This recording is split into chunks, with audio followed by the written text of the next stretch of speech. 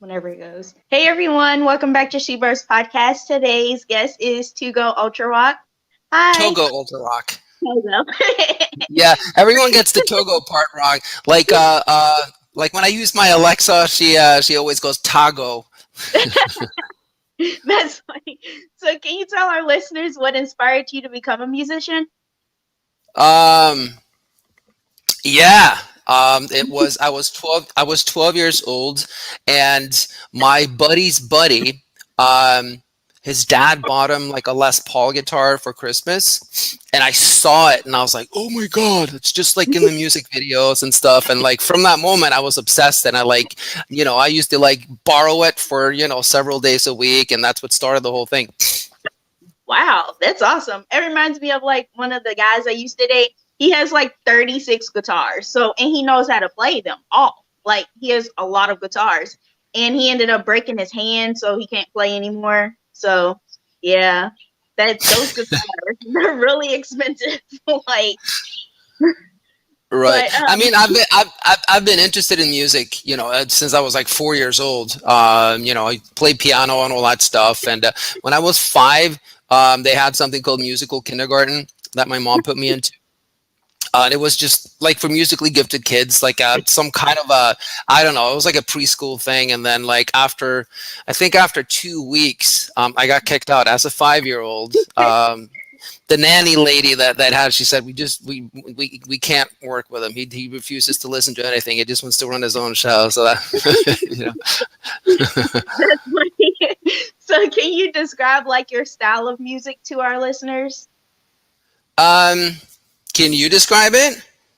It kind of sounds to me like a little bit between him and I don't want to say 3 Days Grace, but mostly him. Like, it kind of gives me the him vibes.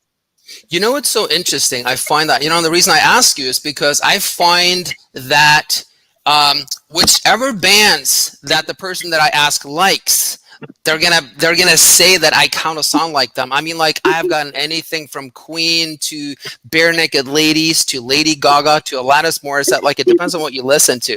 I mean, like if you ask me, it's super melodic. My melodies are always first. Poppy stuff, but at the same time, I love rock stuff too. So it's like and like my influences, like my singer influences is Steven Tyler, Freddie Mercury, and Johnny Rotten from the Sex Pistols. But I also love EDM. So like when you listen to a song like Cannonball, you'll hear that influence. It's got the little bit of Gaga thing going to it. So I don't know. It's a mixed bag. That's It's awesome.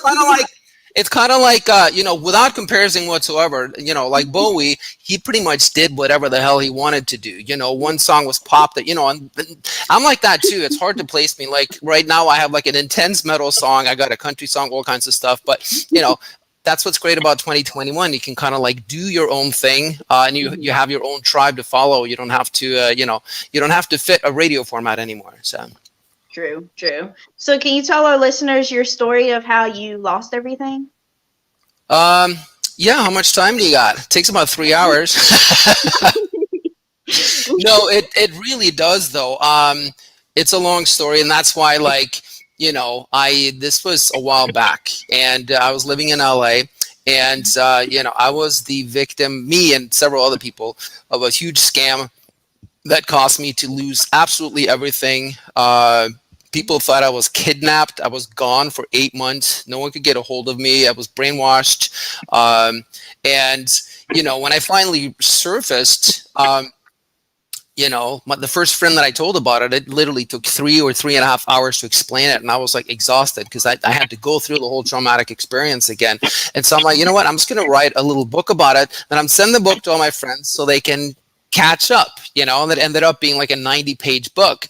And then everyone, when they wrote it, they're like, geez, Togo, it sounds like reads like a Tom Clancy novel. You need to turn this into a real book. I haven't done it yet, but, and the reason is because what happened is so surreal and so unbelievable that unless you know me personally, you're probably going to think that I made it up. But long story short, I ended up in Minnesota.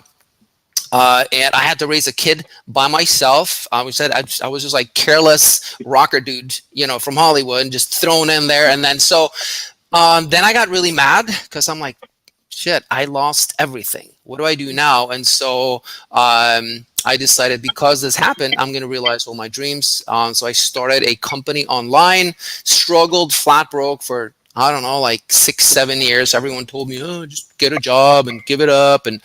But I'm really stubborn, so I stuck it through, and then one day, bang, the whole thing went viral, and I was able to achieve, that kind of financial independence. That it's like I got the rock star dream before I became a known rock star, and so we were able to move back to LA, get the house of my dreams, cars of my dreams, all that stuff. So very comfortable lifestyle, and also I'm able to throw myself 100% back into music again. So that's a very short version of what happened. Wow. So it wasn't like a mental illness or anything? Like you didn't like forget everything and move? Me? No, definitely not. No, definitely no mental illness. No, no, no, no, no.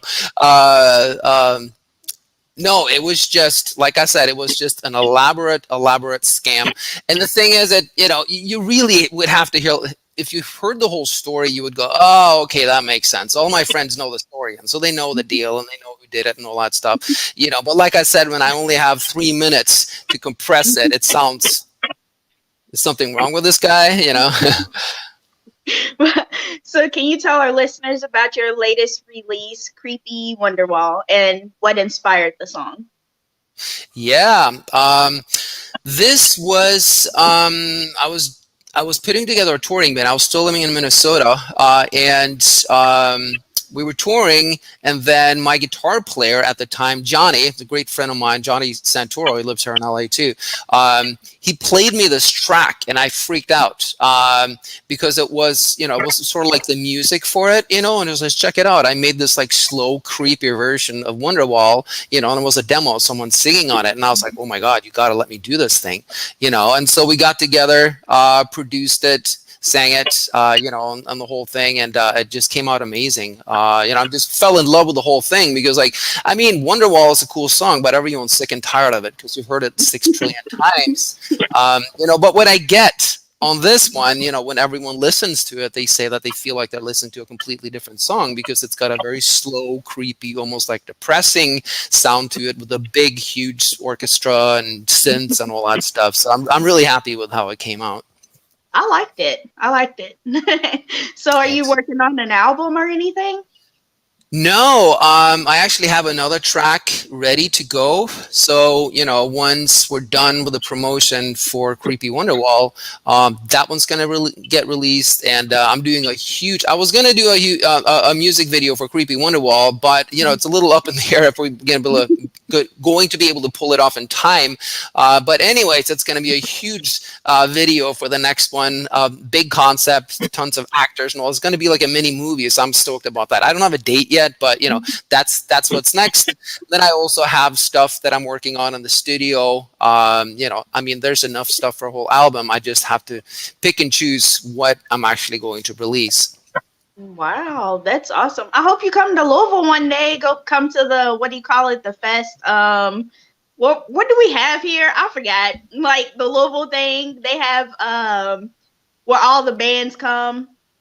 I forgot what it's called. Do not live here. Where do you live? In Louisville, Kentucky. Oh, Kentucky. Yeah, I've never been there. You haven't? Oh, wow. No, you don't have a Kentucky accent. No, really? Well, how is our accent? Is it like really country? Really, really country? Well, yeah, you should know. I think the most country I've been through, I've drove through Indiana, and they have like a southern-esque accent, but I expected you to talk like this, Now we got ourselves here a rocker here from Norway. He lives in Los Angeles, and his name's Toggo UltraRock. That's how I expected you to talk, No, I don't. I usually say, I can say down yonder. Like I say over yonder. Like some of the stuff I say. And I say, I think that's it. Like I just usually say down yonder. And people's like, well, what is that? Or I say over there. And people's like, what is that? Yeah, they're like, there. I'm like, yeah. So can you tell our listeners about your 6-figure market empire and how it's changed your life? Sure. It's difficult to explain. It's not difficult to explain, but it's difficult to understand. Most of my friends, all these years later, I've explained it to them over and over. They're still having a hard time understanding it. It's basically, it's internet marketing, and I have a partner that I work with, and we come up with various ideas for different methods and different software, and we help people, struggling to make money, and we help them to make money online, using all kinds of different platforms. We come up with various ideas. We do coaching. That's sort of like the generic way of explaining it, and it's really cool because everything is hands off. There's no physical product. Everything is done from my laptop. It gives me so much time in the day to do whatever I want because it doesn't take up that much of my time. So I think that's the closest I can get to explaining what it is. Wow. Is that on your website? Like, No, that's the thing. I don't even have a website. That's the great thing about internet marketing. You don't have to have a website because you don't really have clients. I mean, like, we have some coaching groups and stuff like that, but it's month to month. There's a new products every month, and then we have our certain things. And there's a community of marketers too. On my other Facebook where I do all my marketing, and we support each other. So like when a partner, releases a product, we mail for them, we get 50% commission. And then when we have it, they mail for us, they get 50% commission. That way it's, we keep supporting each other, and it's, there's a lot of money involved. So, it's a great industry. wow. Most people think after I explain it, they're like, it sounds like multi-level marketing or network marketing, but it's far from it. It sounds like a Ponzi scheme. Sounds like no. It's an actual business. It's just hard to understand until you actually do it yourself and put your mind frame into it. Wow. Wow. I'm gonna have to join that group because I need help with my with my podcast.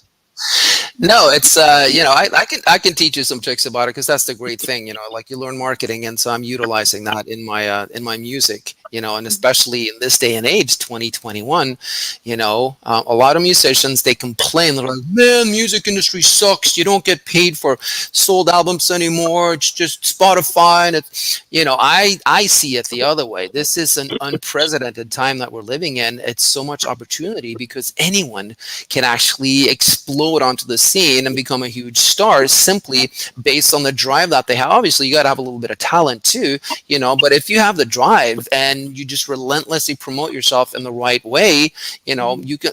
And if you look at all the stars that have made it, like the last 10 years, the majority of them, without YouTube, without the internet, if the record industry didn't crash and burn, they wouldn't have made it. Even Justin Bieber, not that I'm a fan, but if it wasn't for YouTube, him and his mom just churning out videos, no one would have known who he is. So I don't know. I think it's a great time we're living in. Yeah, that's true. Oh, I figured out. It's louder than life. It took me a minute. What's Have you that? heard of Have you heard of Louder Than Life? No, what's that? It's a group of bands. They come and play on Friday, Saturday, and Sunday. And they're like, it's like Korn, Slipknot, Ice Cube, Snoop Dogg. Like, they all come here, and over the course of 3 days, they all perform on 3 stages. So, Oh, that's awesome. That's awesome. and I was like, they haven't invited you yet. Like, hopefully they do. Like, hopefully you come down here and play.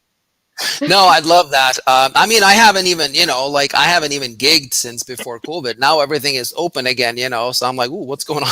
But, right now I'm focusing on recording, releasing stuff and promoting stuff, because I've gone the route of the indie musician. We've done tours, we've toured, Europe, London, UK and the US and stuff like that. But until you reach a certain echelon, it's a struggle. You're playing in a town where no one knows you, and there might be like 30 people in the audience, and I'm doing it a little differently now. So I'm focusing a lot on online promotion, spreading the word there, and building the buzz big enough so that, like when I do go on tour, there actually is an audience built in.